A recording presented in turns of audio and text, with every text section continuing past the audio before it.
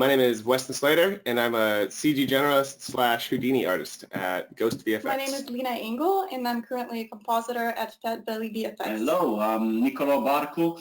I'm actually working for Double Negative as a senior effects CD in London.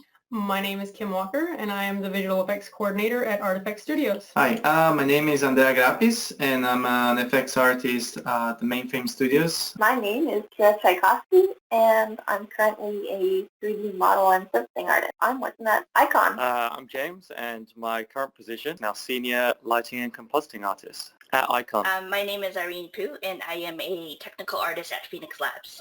My name is Vince Paul. I'm currently a 3D generalist working at the in-house department for Superman Lois TV show right now. My name is Luisa Hafiji, and I'm working as a freelancer biz dev artist. I'm Brooke Sanders, and my current position is texturing and surfacing artist at Bardell Entertainment. My name is Eduardo Zannella, and I'm currently working as an effects artist in N-Wave Digital, which is a feature animation company.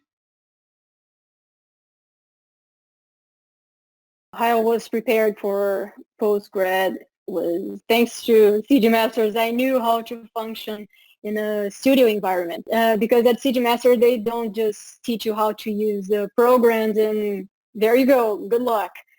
You actually learn how things work in a studio and what is expected of you.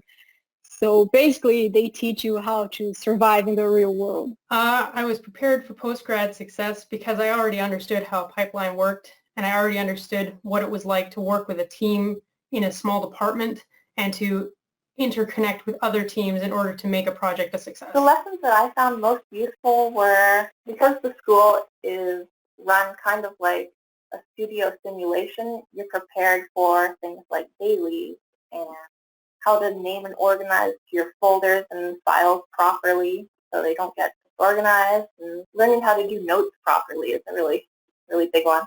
Oh, I think I was very prepared when I came out of CG Masters. The most important lesson that I learned was deliver or communicate. It's definitely the thing that has made me a very effective artist. And when I went through and first started working at my first company, the response that I got from my supervisors, wow, you're really effective. I think the reason why that I think about that is whenever I don't know how to tackle a problem, I communicate it. I think it really impressed them a lot. I would say file naming, actually.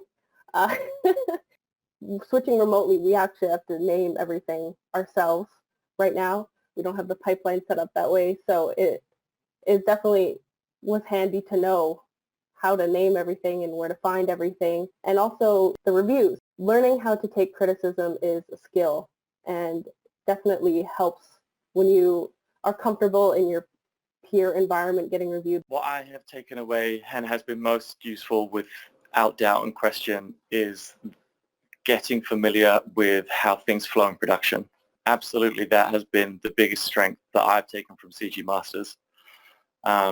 You can learn a lot of Maya and you can learn a lot of Nuke and you can learn a lot of anything, but unless you have the skill set to work into a collaborative team and work together towards a deadline, you will fail out the gate. And CG Masters really, really, really prepared me for that.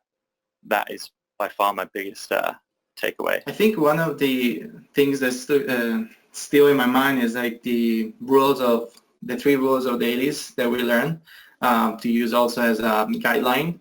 And also the fact that we are commercial artists. We are there to do a job that has been commissioned by someone else.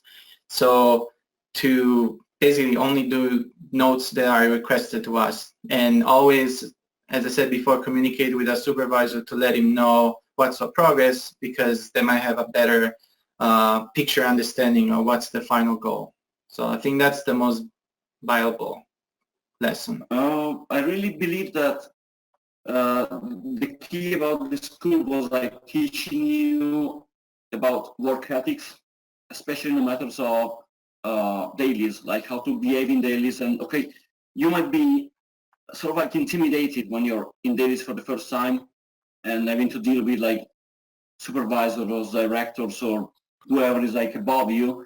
It's just this school is teaching you about how to behave professionally in a daily environment and not to be worried or afraid of anything that, I mean, it could be like really different from your usual way of like working. So yeah, that's priceless for me. That's like your 3 rules of dailies were very helpful for me because like I didn't go beyond that for my scope of notes, and that's one thing John actually still praises me for is I do what I'm asked, and like, you know, I don't do fancy things that he didn't ask for that waste time. It cut the fat out essentially. It made me more efficient when I went into the studio setting. So probably the key lesson I found the most useful in my workplace was the production lesson, because after I got my first job, I found myself a lot more comfortable than other my colleagues because I already knew how an actual production was working and how to approach some kind of